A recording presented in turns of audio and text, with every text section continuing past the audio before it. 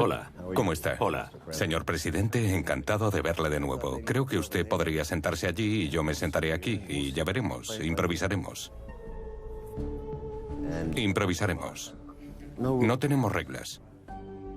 Sí. Creo que la mayoría de la gente de Occidente no sabe mucho sobre usted. Nos gustaría aprender más sobre su historia, de dónde viene.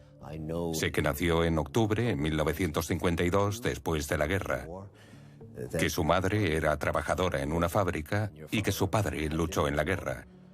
Y sé que vivió en un apartamento colectivo junto con otras familias mientras crecía. Mi madre no trabajó en una fábrica. Mi padre trabajaba en una fábrica. ¿Haciendo qué? Se graduó en el Instituto de Formación Profesional y trabajó como ingeniero. Le hirieron en la guerra, ¿no? Sí. Al comenzar la guerra, estaba en una unidad especial. Y luego fue enviado a las Fuerzas Armadas a una de las zonas más peligrosas del frente de Leningrado. Yo era su último hijo. Habían perdido ya a dos antes que yo. Uno durante el asedio a Leningrado, durante la Gran Guerra Patriótica. He oído que tuvo algunos problemas de delincuencia cuando era joven. Era un chico algo salvaje hasta que empezó a practicar judo a los 12 años. Tenía mucho tiempo libre y lo pasaba en parques o por las calles. Empecé judo y se convirtió en un factor clave en mi vida. La mejoró. Se graduó del instituto y creo que luego directamente empezó Derecho. ¿Es así el sistema de estudio ruso? Correcto. Terminé el colegio y el instituto en Leningrado. Y directamente entré en la Universidad de Derecho de Leningrado. Y allí conoció a su mujer. A su última mujer. Bueno, su única mujer. Bueno, eso fue más tarde. 7 años más tarde. Y luego se unió al KGB nada más terminar. En el 75, 1975, sí, se unió en Leningrado. Había un sistema de distribución de los trabajos en las instituciones de educación superior soviética. Cuando te graduabas en una institución de educación superior se suponía que tenías que ir a trabajar a donde te enviaran. Entonces no tuvo elección. Por la distribución de puestos estaba obligado a ir, pero también quería trabajar allí. Es más, me matriculé en Derecho porque quería trabajar para el KGB. Seguramente tenía una idea romántica de lo que era. Había películas soviéticas sobre el KGB y los servicios de inteligencia. Eran... Correcto. Había libros, había películas. Sí, has acertado de lleno. Usted fue a Dresde desde 1985 a 1990, pero los 10 primeros años estuvo casi siempre en Leningrado. Sí. En Leningrado y en Moscú, en academias especiales. Alemania del Este desde 1985 hasta 1990 tuvo que ser muy deprimente. Bueno, más que deprimente, se trataba de una sociedad estancada desde los 50. Pero fue un periodo extraño. Volvió a Moscú, vivió la perestroika. Gorbachov y su séquito sabían que el país necesitaba cambios. Hoy puedo decir con total seguridad que no entendieron qué cambios eran necesarios ni cómo llevarlos a cabo. Pero estas eran las ideas de Gorbachov, por lo que estaba influido por Gorbachov. Estas no son las ideas de Gorbachov. Esa idea utópica que surgió fue creada por los socialistas franceses, pero Gorbachov no tenía nada que ver con ellos. Reitero el mérito de Gorbachov por sentir esa necesidad de cambios, es cierto. E intentó cambiar el sistema. Pero el problema fue que su sistema no era eficiente desde su base. ¿Cómo podrías cambiar un sistema, la situación de un país radicalmente sin dañarlo? Era algo que nadie sabía por aquel entonces, ni siquiera Gorbachov. Y empujaron al país al colapso. La Unión Soviética colapsó y la Federación Rusa se formó con Yeltsin. En aquel entonces, el sistema de seguridad social ruso quedó completamente destruido. Sí. Ramas enteras de la economía se vinieron abajo. El sistema sanitario estaba arruinado. Las Fuerzas Armadas estaban también en unas condiciones muy pobres y millones de personas se empobrecieron. Y también es algo que no podemos olvidar. Sí. Volvió a Moscú en 1996. ¿Fue cuando le nombraron jefe del Servicio Federal de Seguridad durante 19 meses? No enseguida. Volví a Moscú y empecé a trabajar a cargo de asuntos legales. Después, me transfirieron y me pusieron a cargo de la supervisión del Consejo de Administración. Después de eso, me convertí en director del Servicio Federal de Seguridad. Sí, mientras estuvo en ese puesto, debió ver el desastre en el que todo estaba sumido. Supongo que sería un caos, una pesadilla. Sí, lo vi. ¿Y sabes qué? A menudo oigo críticas que se refieren a mí y a cómo lamento el colapso de la Unión Soviética. Lo primero y más importante es que después de la desintegración de la Unión Soviética, 25 millones de rusos se vieron expulsados de su país en una sola noche. Y esa fue una de las grandes catástrofes del siglo XX.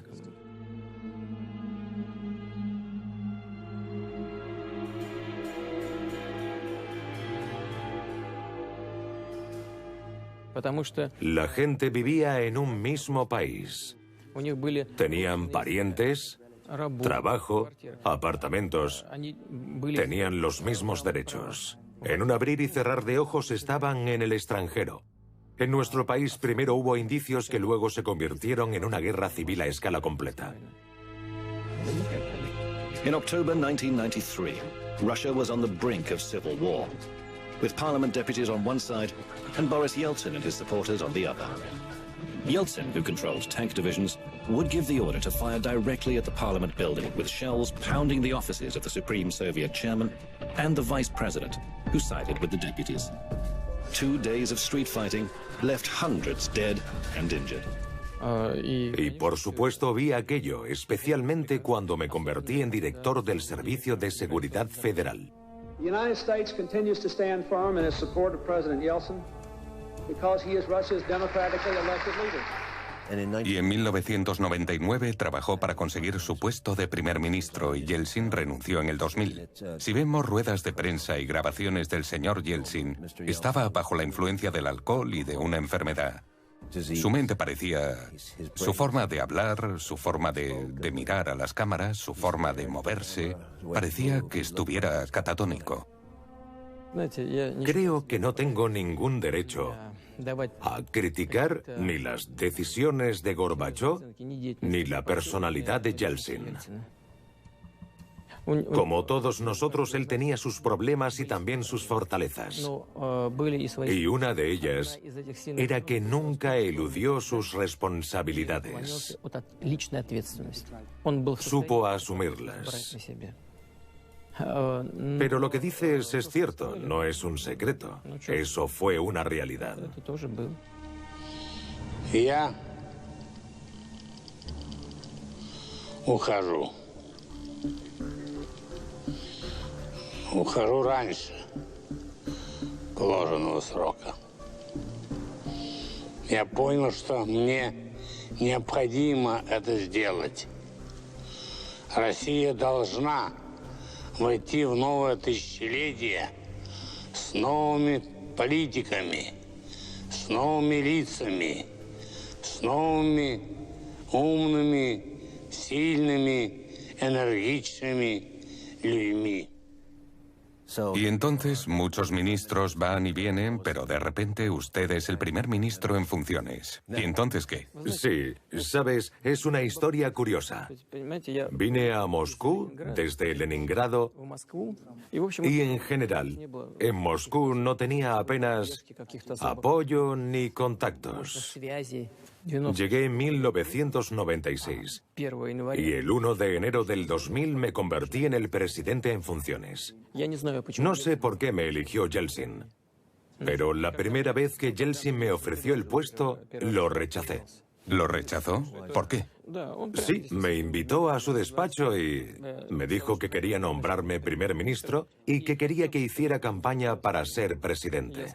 Le dije que eso era una gran responsabilidad y que eso significaba que tendría que cambiar mi vida completamente y que no estaba seguro de si quería hacerlo. ¿Cambiar su vida en qué sentido? Ya llevaba siendo un burócrata, parte del gobierno, muchos años. Bueno, es una historia completamente diferente. Una cosa es ser burócrata, aunque tengas un rango alto, pero puedes vivir prácticamente una vida normal. Puedes ver a tus amigos, ir al cine, al teatro, y no tienes que asumir la responsabilidad del destino de millones de personas y de todo lo que ocurra en el país. Y asumir Rusia como responsabilidad en aquel entonces fue algo muy difícil de hacer. Siendo sincero, no sabía cuáles eran los planes que Yeltsin tenía para mí. Y tampoco sabía por cuánto tiempo, ya que en cualquier momento el presidente podía decirme: estás despedido. Y solo podía pensar una cosa: ¿dónde oculto a mis hijas? ¿De verdad? Ah, ¿y qué hizo? Claro. ¿Cómo crees que me sentí? Piensa que si me echaban no tendría guardaespaldas. Nada. ¿Y qué haría? ¿Cómo viviría? ¿Cómo mantendría a mi familia a salvo? Y entonces decidí que si era mi destino, tendría que seguirlo hasta el final. Claro, sí. Y no sabía de antemano que me convertiría en presidente. No había ninguna garantía. Claro. ¿Vio a sus hijos durante este periodo y a su mujer? No. Llegaba a casa muy tarde y me iba a trabajar muy temprano. Claro que los veía, pero muy poco. ¿Y se levantaba a las 4 de la mañana? ¿Dormía alguna vez? No, nunca me levanté a las 4 de la mañana. Me iba a dormir a las 12 o a la 1:30 de la mañana y me levantaba a las 7. ¿De verdad? Siempre dormía 6 o 7 horas. ¿Sin pesadillas? No. ¿Esta disciplina viene del ejército o de cuando estuvo en el KGB? Creo que es gracias al deporte y al servicio militar también, por supuesto. ¿Su teoría de vida dice que se rige según la filosofía del judo? Sí. Sin muchas complicaciones. La idea central, la parte flexible. Tienes y debes ser flexible. A veces tienes que ceder ante otros y ese es el camino a la victoria. Señor, usted tiene mucha disciplina. La clave es que sin disciplina sería muy difícil trabajar. No tendrías fuerza para afrontar los problemas, y mucho menos para crear estrategias. Hay que estar siempre en forma. De acuerdo, vale. Nos encontramos en el año 2000. Le nombran presidente con un 53% de los votos. Nadie esperaba que fuera a durar. Era presidente de un país en un momento muy oscuro en medio de la guerra de Chechenia. Es una situación horrible. Cierto. Además, la Segunda Guerra de Chechenia había empezado en agosto de 1999. Fue muy duro para el país. Y tuve que asumir la responsabilidad de dicha situación. One side says that it is fighting against terrorism, the other side says it is fighting for independence, and all the while bodies line the street amid the rubble of war. This is not the Middle East. This is the breakaway Russian Republic of Chechnya, little mentioned, but no less horrifying. Очень хочется по русской традиции и по традиции священной земли Дагестана, где мы с вами сегодня находимся, поднять этот бокал и выпить за память тех, кто погиб. Секундочку. Поэтому я предлагаю сегодня эту рюмку поставить. Мы обязательно выпьем за них. Обязательно. Но пить будем потом. Потом, тогда, когда эти задачи принципиального характера, вы о них все знаете, будут решены. Se le reconocen muchas cosas buenas llevadas a cabo en el primer periodo. La creación de industria en los sectores eléctricos, de ingeniería, petroquímica, agricultura. Se incrementó el Producto Interior Bruto, los salarios. El ejército fue reestructurado. Terminó la guerra de Chechenia. Detuvo la privatización de empresas, un verdadero hijo de Rusia. Bueno, no fue exactamente así. No detuve la privatización. Solo quise hacerla más equitativa, más justa. Hice todo lo que pude para que no se vendieran las propiedades del Estado. Pusimos un punto y final a las argucias que llevaban a la creación de oligarquías. Estas trampas permitieron a mucha gente hacerse millonarios rápidamente, así como a una situación donde el gobierno perdería el control sobre las industrias estratégicas o directamente a la destrucción de las industrias. Por lo que mi meta no fue detener la privatización, sino hacerla más sistémica, más equitativa. Esas oligarquías le subestimaron. Cuando se convirtió en presidente pensaron que no duraría mucho. Las oligarquías son diferentes. Les dijeron que nadie intentaría irrumpir en sus propiedades, que al contrario, el gobierno las protegería incluso aunque las leyes previas hubieran sido injustas. Pero la ley es la ley. Esa es una de las reglas también. La ley es siempre la ley. Advertí a los grandes empresarios. Fue un discurso sincero. Esas argucias preexistentes están a punto de desaparecer. Las leyes deben ser más justas para todos. Los negocios deben asumir su parte de responsabilidad. Y muchos empresarios, la gran mayoría, se amoldaron a las nuevas leyes. Se amoldaron sin problemas. ¿Sabes quiénes no estuvieron conformes? Aquellos que ganaron millones y millones, no gracias a su talento empresarial, sino a su habilidad para forzar una buena relación con el gobierno. Y eran bastantes. Redujo el índice de pobreza 2/3. Correcto. Respecto a los ancianos, pensiones... Sí, se aumentaron. En el 2000 el salario medio era de 700 rublos, en 2012 es de 29.000 rublos. Sí, correcto. Inmensamente popular en 2004, es reelegido con el 70% de los votos. Algo más. En 2008, como solo se permiten 2 periodos consecutivos, vuelve a ser primer ministro. Trabajó duro también como primer ministro. Sí, trabajé duro y con bastante éxito en ese periodo. En esa época, Rusia tenía otro presidente que no era yo. Sí. Conozco lo que hizo durante esos años tanto aquí como fuera. Medvedev. Puedo asegurarte que el presidente Medvedev llevó a cabo todas sus funciones de forma independiente. Solo una persona puede ser el presidente del país, aquel elegido por el pueblo. En el 2012 se presenta a las elecciones y gana por un 63%. Sí. 3 veces presidente, 5 intentos de asesinato que yo sepa. No tantos como a Castro, a quien he entrevistado. Él tuvo unos 50, pero he oído que ha tenido 5 oficiales. Sí, he hablado con Castro de eso. Y me dijo, ¿sabes por qué sigo vivo? Le pregunté por qué. Porque siempre me encargué de mi seguridad personalmente. Hago mi trabajo y los oficiales de seguridad hacen el suyo. Sí. Y siguen haciéndolo muy bien. En otras palabras, confía en sus oficiales de seguridad y en que están haciendo un buen trabajo. Confío en ellos. Porque uno de los principales métodos de asesinato es infiltrarse en la seguridad del presidente y... Lo sé. ¿Conoces este dicho tan popular entre los rusos? Dice, aquellos destinados a la horca nunca se ahogarán. ¿Cuál es su destino, señor? ¿Lo sabe? Solo Dios sabe nuestro destino, el tuyo y el mío. Morir en la cama, quizás. Algún día esto nos ocurrirá a todos y a cada uno de nosotros. La pregunta es qué habremos conseguido para entonces en este mundo transitorio y si hemos disfrutado de nuestra vida.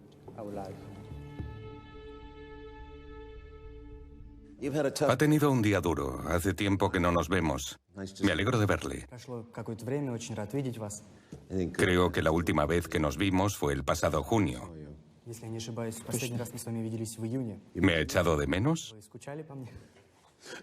He llorado alguna que otra vez, pero por fin estamos aquí de nuevo. Estoy seguro de que ha llorado por otras cosas. Discúlpeme, pero me he echado una siesta arriba. Tengo algo de jet lag. Te envidio. ¿Qué tal su día? Trabajando. Me he reunido con mis colaboradores, hemos hablado de asuntos nacionales y de seguridad, temas financieros. He hablado con el ministro de Finanzas.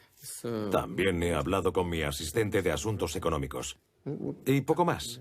He recibido al portavoz del Parlamento, al ministro de Defensa y también al ministro de Interior. Madre mía, no habrá tenido también Consejo de Ministros, ¿verdad? No, hoy no. Me han dicho que ha habido una especie de reunión con el Consejo Nacional de Seguridad, ¿no? Exacto. Hace muchos años reuní a un pequeño grupo de gente, jefes de las agencias y servicios de seguridad, y les llamamos el Consejo de Seguridad de Rusia. Entiendo. ¿Se trata de una crisis? No una reunión rutinaria, las tenemos una vez a la semana. Lo preguntaba porque normalmente tenemos nuestras entrevistas a las 3 de la tarde y hoy vamos con 6 horas y 40 minutos de retraso. Sabía que necesitabas un descanso y dormir un poco. No, me refiero a que siempre puede surgir algo, ¿verdad? Hay cosas que no están programadas. No, no hay ninguna crisis. Es un día normal, pero una cosa se suma a otra, como una cadena. Planeas una reunión de 10 minutos, pero después de una pregunta tras otra, 10 minutos se han convertido en una hora. Y es muy difícil parar una sucesión de eventos como esta. Eso me lleva a una pregunta aún más importante porque mi productor que está aquí, Fernando, lo hablábamos antes. Es un excelente ejecutivo, director ejecutivo de su compañía. Rusia es su compañía. Es el motor. Se enfrenta a estos problemas y los soluciona al instante, donde surjan. Sí, creo que es algo así. Supongamos que esto es el problema y se centra en los detalles, pero esos detalles se hacen más pequeños y se centra en los microdetalles. Y esos microdetalles tienen a su vez más microdetalles y antes de que se dé cuenta los árboles no le dejan ver el bosque, como me gusta decir. Tiene que ser muy irritante. Probablemente se va a la cama sin haber solucionado algunas de estas cosas y le vuelven loco. No se trata de las cosas no resueltas, sino del proceso mismo para llegar a resolverlas. Yo intento ser más creativo. Imagina a un pintor trabajando y llega la hora de la cena, y deja el cuadro y se va a cenar. Pero así no es como ocurre. El pintor intenta completar algo y solo después de terminar se prepara para poder descansar. Dicen que tiene algo que terminar. Sí, necesito tener esa sensación de conclusión. No estoy intentando compararme con un profesional creativo, pero la búsqueda de esas respuestas tiene un proceso similar al que llevan a cabo esos profesionales creativos. Lo que nos lleva a un gran problema. Él lleva mucho tiempo haciendo esto como presidente, primer ministro, presidente de nuevo, durante 15 años. Estoy seguro de que conoce la historia de Ronald Reagan, uno de los presidentes más admirados por los conservadores de mi país. Fue famoso por cumplir siempre con su horario, el cual requería que la mayoría de las noches volviera a casa, la Casa Blanca, sobre las 6 de la tarde, para cenar temprano con su mujer viendo la televisión. Un hombre feliz. Muy bien organizado y sin duda consiguió un gran logro. A eso me refiero, siempre sonreía. Era una persona amistosa y era muy feliz comiendo caramelos y ocasionalmente contando algún chiste, aunque Reagan era un devoto creyente en delegar autoridad sobre aquellos que le rodeaban. Simplemente le pongo como ejemplo porque es otra forma de vida. Para ello hay que concretar 2 puntos. Encontrar a la gente adecuada y después delegar autoridad sobre ellos. Parece que usted lo está haciendo de la forma difícil. Probablemente, y aunque lo entiendo es algo que aspiro a poder hacer. Pero hay muchas diferencias entre nosotros. Reagan era el líder de los Estados Unidos. Y aunque sea así, las dificultades que pudiera tener en los Estados Unidos no son comparables a las que nos enfrentamos en Rusia a finales de los 90 y principios del 2000. Supongo que Reagan no estaría de acuerdo. Diría que el país estaba en ruina, que necesitaba que lo recompusieran, pero que los Estados Unidos volverían a brillar y que era su trabajo el llevar energía positiva a los ciudadanos. E hizo un buen trabajo creando ese sentimiento. Es un sentimiento, una ilusión. Estar casi en la ruina y estar realmente en la ruina son 2 cosas completamente diferentes. Bueno, algunos dirían que Reagan hizo que América estuviera aún más arruinada, ya que la deuda creció enormemente. Sí, totalmente. Hoy asciende a ¿cuánto? ¿18 trillones? Ni me acuerdo. ¿Rusia qué? Sí, 18 trillones de dólares. La de Rusia es el 12% del Producto Interior Bruto. ¿18 trillones de dólares? Sí. Y Rusia alrededor de 1 trillón. Es importante recordar la cantidad de Producto Interior Bruto endeudada. En los Estados Unidos, la deuda comparada con el Producto Interior Bruto es del 100%. Nuestra deuda es mínima, es del 12 o 13%. Y al mismo tiempo, nosotros tenemos un considerable nivel de reservas. 365.000 millones en la reserva del Banco Central. Y además el gobierno tiene 2 fondos de reservas más, uno de 80.000 millones y otro de 70.000 millones. Con el cual nosotros financiamos este pequeño presupuesto deficitario que tenemos. El precio de los alimentos subió un 20% en 2015 y la inflación iba por el 13%. 12,9%. Vale, bien. ¿Qué es el Banco Central ruso? ¿A qué se dedican? El Banco Central se adhiere a una política monetaria equilibrada y está en armonía con las organizaciones internacionales financieras, incluyendo el Fondo Monetario Internacional. Pensaba que no tenían nada pendiente. Me han dicho que no tienen deudas con el Fondo Monetario Internacional. No hay deudas. No me refiero a la deuda de ahora, sino que Rusia no solo pagó su deuda al Fondo Monetario Internacional, sino que pagó también las deudas de todos los países que formaban la antigua Unión Soviética, incluyendo la deuda de Ucrania de 16.000 millones de dólares. Me refiero a la política monetaria.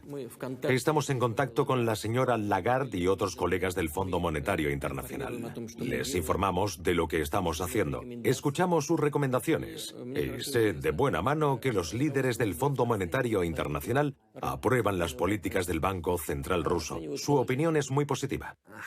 Habla del Fondo Monetario Internacional como si fueran socios del Banco de Rusia. Actúa como si Wall Street quisiera que Rusia triunfara, pero lo dudo. Me gustaría preguntarle, ¿trabaja Wall Street activamente para destruir la economía rusa en interés de los Estados Unidos? No estoy hablando de Wall Street ahora mismo. Si hablamos de la administración de los Estados Unidos, entonces diría que ciertamente la administración estadounidense ve a Rusia como rival últimamente.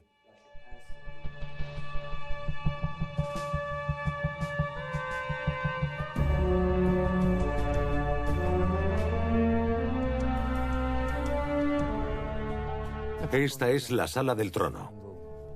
Ese es el trono del zar. Y el trono de la zarina. Y el de la emperatriz viuda. Sí, ajá. Dicen que quiere ser zar. ¿Lo sabía? Que es el nuevo zar. Le pintan así en las portadas de las revistas. Se ríe, ¿no?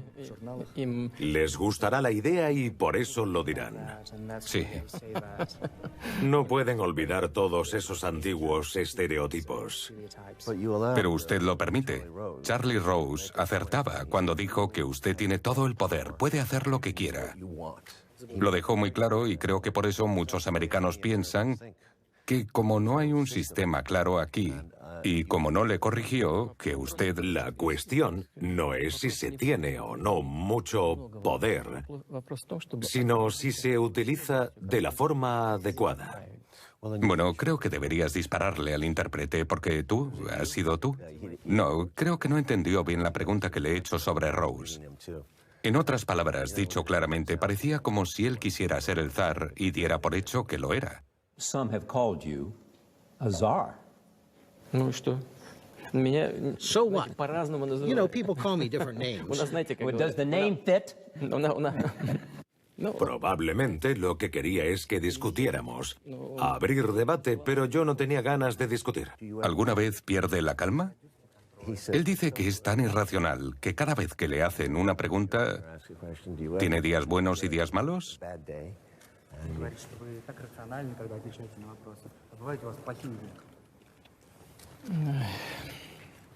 ¿No? No soy una mujer, así que no tengo días malos. Madre mía, acaba de insultar al 50% del público norteamericano. Se lo tomarán como un insulto. No intento insultar a nadie, es solo la naturaleza de las cosas. Lo sé. Según su opinión, ¿las mujeres suelen ser más emocionales? ¿No le gustaría que sus emociones interviniesen en algún momento y controlaran sus razonamientos? Hay algunos ciclos naturales que probablemente también tengan los hombres, solo que menos visibles. Todos somos seres humanos, es normal, pero nunca deberías perder el control.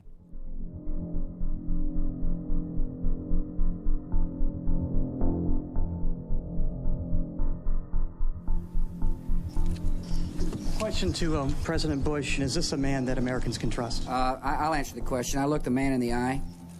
I found him to be very straightforward and trustworthy. We had a very good dialogue. I was able to get a sense of his soul. ¿Cómo se sintió cuando dijo aquello? Sentí que era una persona con la que podría llegar a un entendimiento, una persona con la que poder tratar, o al menos eso deseaba.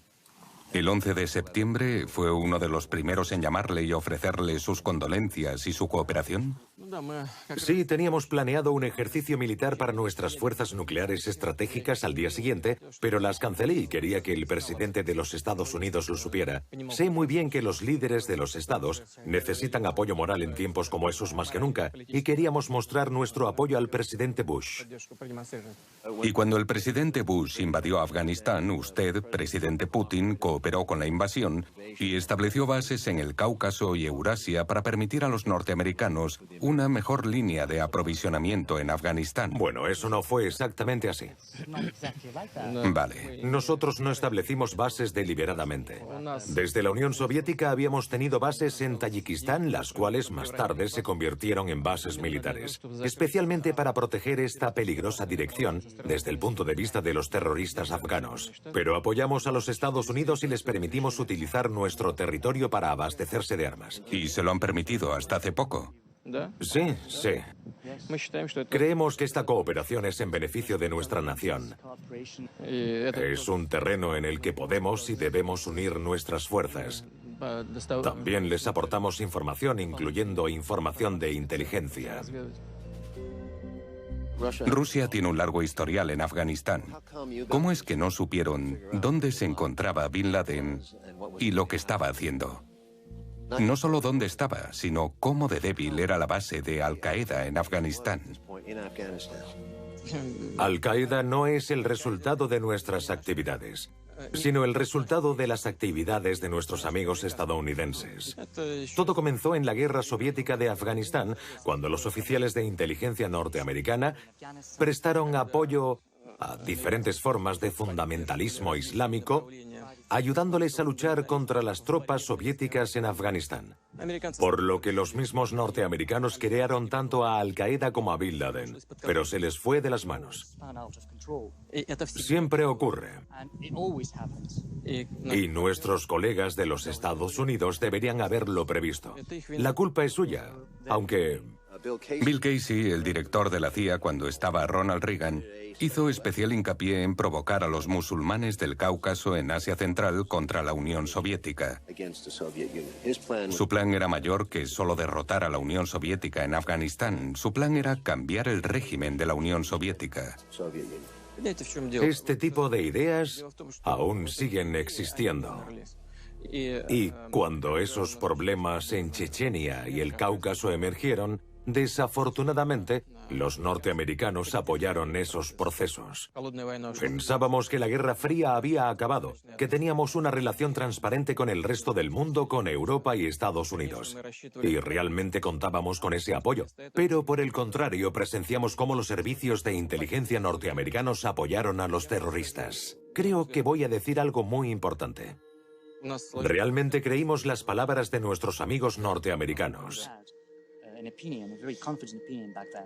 de que apoyaban a Rusia y la necesidad de cooperar, incluyendo la lucha contra el terrorismo. Pero en realidad utilizaban a esos terroristas para desestabilizar la situación política interna de Rusia.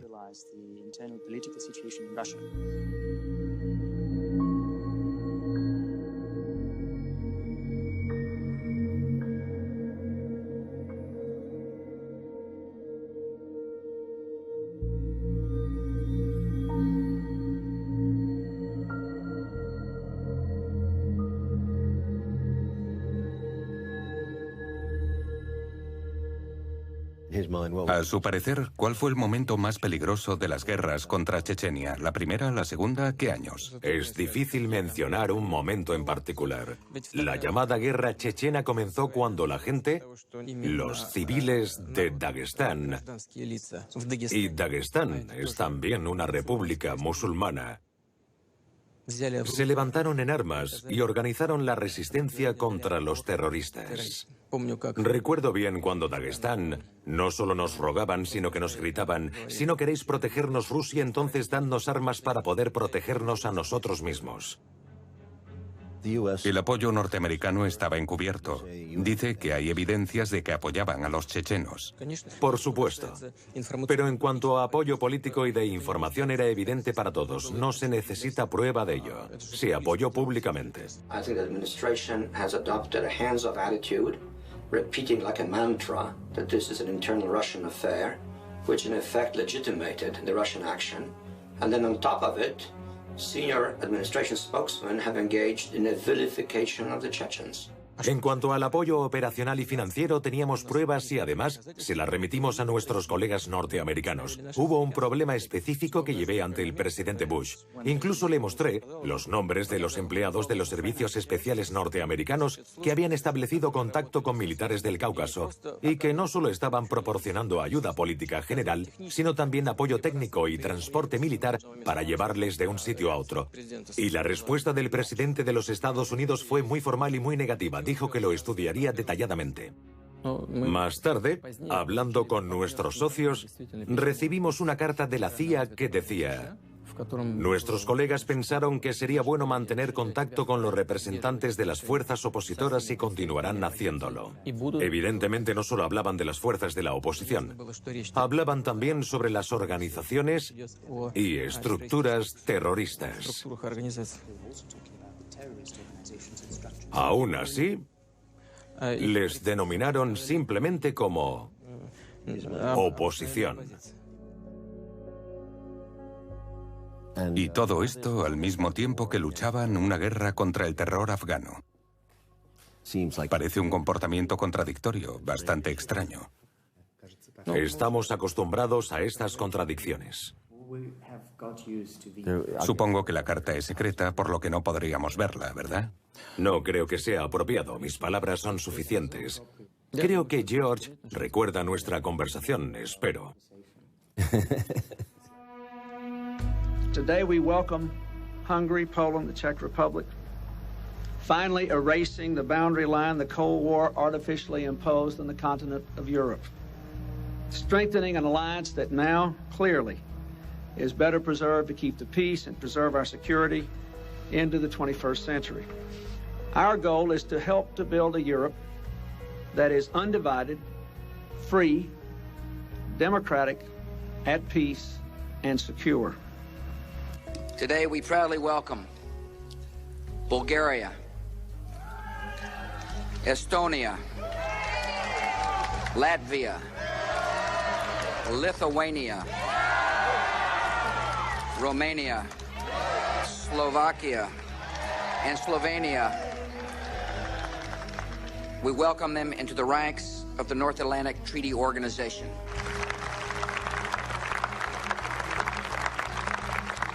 This is a special moment in the hopeful story of human liberty, as America formally declares its support for Albania and Croatia's entry into NATO.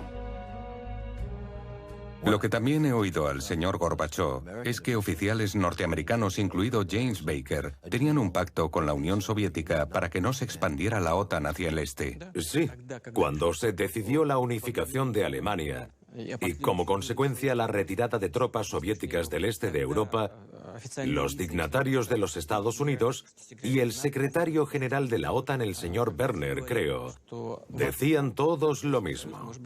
La Unión Soviética podía estar segura de que la frontera más al este de la OTAN sería la frontera de la República Democrática Alemana.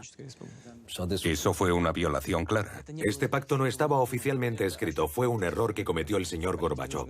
En política, todo debe ponerse por escrito. Él lo habló y le pareció suficiente. Pero no es el caso.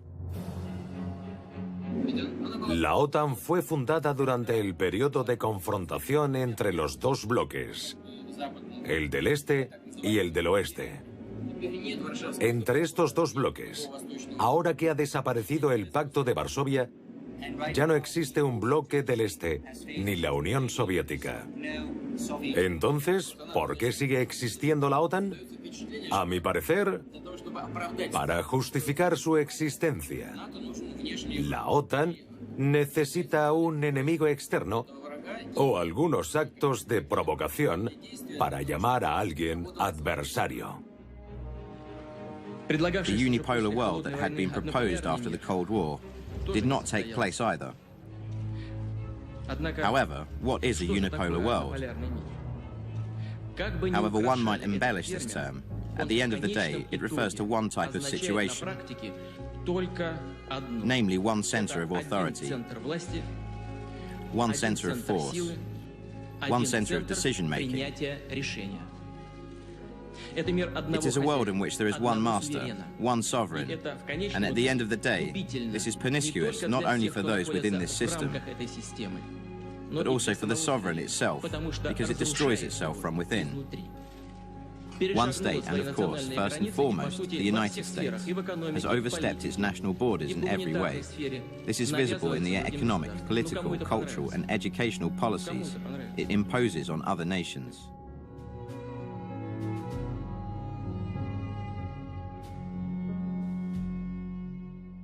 Hoy día la OTAN es solo un instrumento de la política exterior de los Estados Unidos. No tiene aliados, solo tiene vasallos.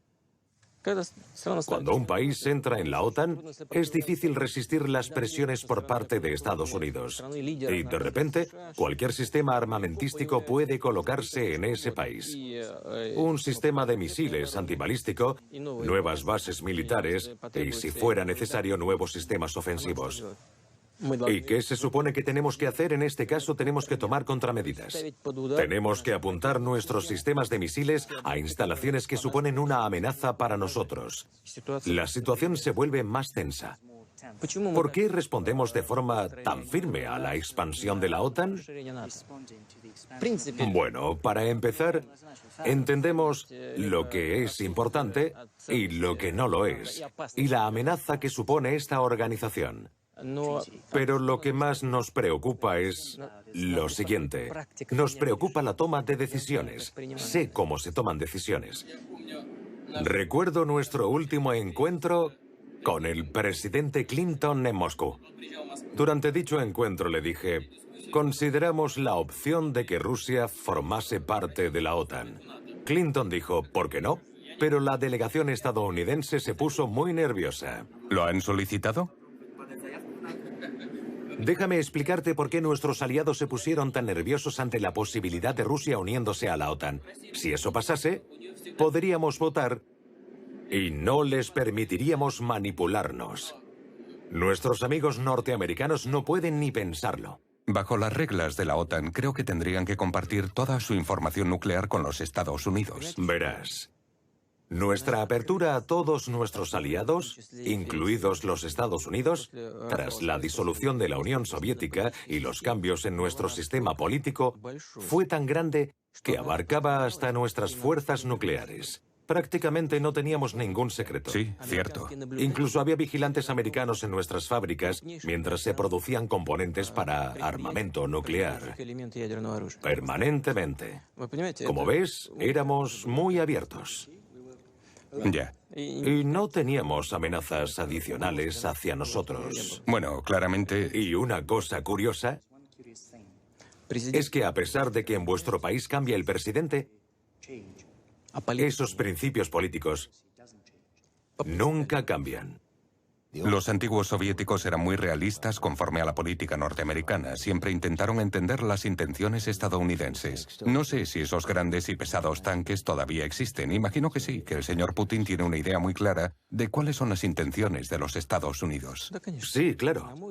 Creo que si piensas que eres la única potencia mundial e intentas imponer a todas las naciones la idea de esta exclusividad, eso crea una sociedad mentalmente imperialista, que a su vez requiere una política exterior según lo que esa sociedad espera. Y los líderes de los países son forzados a seguir esta lógica. Y en la práctica, puede que esto vaya en contra de los intereses de los norteamericanos. Así lo veo yo. Porque al final solo atrae problemas y deficiencias. Y demuestra que es imposible controlarlo todo. ¿Ha parado esto alguna vez? ¿Ha cesado alguna vez esta actitud de los Estados Unidos, el hecho de tener un enemigo en Rusia? Tanto si se refería al comunismo o al putinismo o en cualquier forma, pero siempre el concepto de un enemigo. Después de la Segunda Guerra Mundial, emergió un orden mundial bipolar. Creo que fue un error estratégico de la Unión Soviética. Y francamente la Unión Soviética se comportaba de forma muy primitiva por aquel entonces. Y le dieron la exclusiva a los Estados Unidos para crear la OTAN y comenzar la Guerra Fría. Creo que los Estados Unidos sintieron que estaban a la cabeza del llamado mundo civilizado y cuando la Unión Soviética colapsó, estaban bajo esa ilusión de que los Estados Unidos lo podían todo y de que podían hacerlo con total impunidad. Eso siempre es una trampa, porque en este caso la persona o el país empieza a cometer errores. No hay necesidad de analizar las situaciones ni de pensar en las consecuencias. Y el país se vuelve ineficiente. Un error sigue a otro. Y creo que los Estados Unidos acaban de darse cuenta de que han caído en esa trampa. Surge la siguiente pregunta, una más amplia. ¿Cuál es la política de los Estados Unidos? ¿Cuál es su estrategia mundial? Responderé a esa pregunta honestamente y con gran detalle, pero solo cuando me retire. Bueno, puedo formularlo yo y puede rebatírmelo. Hay una cosa en la que creo, y mucha gente también, y es que la estrategia de Estados Unidos ahora mismo es destruir la economía de Rusia, devolverla a los niveles de los años 90 y cambiar al líder ruso. Crear un nuevo aliado en Rusia para los Estados Unidos y básicamente dominar Rusia como una vez hicieron. O quizás no, solo sienten que no fueron lo suficientemente lejos para tomar el control del arsenal nuclear de Rusia. Esa idea y tipo de política es una posibilidad. Si ese fuera el caso, entonces creo que es una política errónea. Sí, porque esa visión de relación con Rusia no está orientada hacia el futuro. La gente que piensa así no puede ver 25 o 50 años en el futuro. Y si miraran, probablemente verían la posibilidad de construir una relación con Rusia dentro de un marco diferente. Y no intentaría hacer de Rusia un vasallo. Entiendo que los rusos no se rendirán, lucharán hasta el final por esta política económica. Cuando estuvo Stalin, entregaron sus joyas, dieron sus posesiones más personales, hasta su última moneda para apoyar al gobierno contra los nazis. No se trata de dar hasta la última moneda, se trata de la vida. Nuestra gente estaba luchando hasta su último aliento, no importaba el dinero. Lo más importante de Rusia son los rusos y su conocimiento de ellos mismos. Debido a este conocimiento interior, los rusos son incapaces de existir fuera de su país soberano. Por este conocimiento, y no por una amenaza atómica, deberían nuestros aliados elegir el construir relaciones duraderas y justas con Rusia. Mira, el año pasado en dólares, nosotros destinamos 40.000 millones a defensa, mientras que los Estados Unidos destinaron más de 460.000 millones de dólares. Es más de 10 veces nuestro presupuesto. Y este año, que sepamos, en 2016, los Estados Unidos van a destinar más de 600.000 millones a defensa. Es demasiado. Más del desembolso mundial, sumando todos los países de la Tierra. Tenemos elecciones en los Estados Unidos este año y ninguno de los temas como medio ambiente o futuras alianzas han sido discutidos ni una sola vez. Todo en las elecciones ha sido: sé fuerte, sé más fuerte, revitaliza nuestras Fuerzas Armadas. Y además va en ambos sentidos. Y eso incluye a Hillary Clinton, quien indudablemente es neoconservadora, un halcón. Una política muy fuerte contra Rusia. Seguramente por la intervención en Siria, entre otras cosas. And we have to send a very clear message to Putin that this kind of belligerence, this kind of testing of boundaries will have to be responded to. Y hay que sumarle que el Pentágono ha anunciado, recientemente un nuevo general ha anunciado que Rusia es la amenaza número 1 de los Estados Unidos.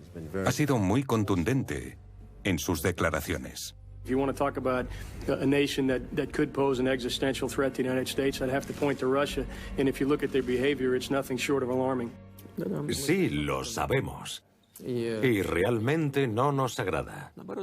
Por el contrario, estamos siempre abiertos al diálogo en casi todos los campos. Pero durante una campaña electoral, desafortunadamente, se ha convertido en una moda en los Estados Unidos. El especular, incluso el abusar del tema de Rusia, por así decirlo. Después nos dicen: no le prestéis demasiada atención a esas cosas. Tenéis que entender que es la retórica típica de una campaña electoral. Después llegaremos a un acuerdo con vosotros. Pero sacrificando las relaciones interestatales entre gobiernos como parte de un proceso político, me parece un gran error.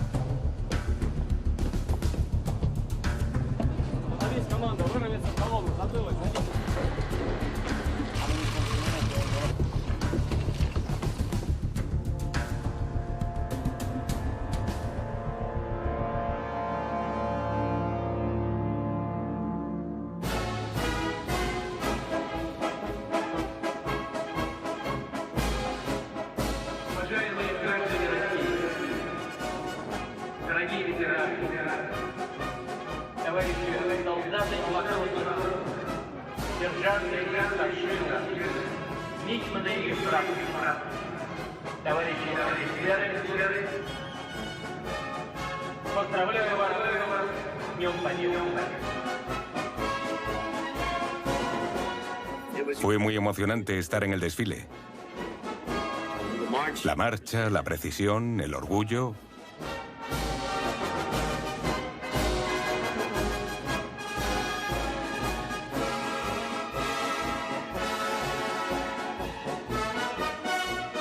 Me encantaron las tropas femeninas también. El batallón de las mujeres participó por primera vez.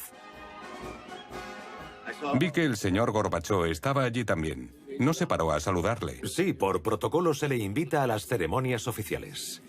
Sí, pero me refiero a que no se paró cuando se iba. A decirle hola. No le vi. No le vi. ¿No le ve nunca? Le invité al Kremlin, estuvo en mi despacho. ¿Le ve alguna vez? Pero hace muchos años. En mi despacho. Hace varios años. Él realmente le apoya con el tema de la OTAN. Con la OTAN y con el conflicto de Crimea también tengo entendido. Tiene sus propias opiniones. En algunas cosas coincidimos y en otras no. Es una pena que no estuviera el embajador de los Estados Unidos.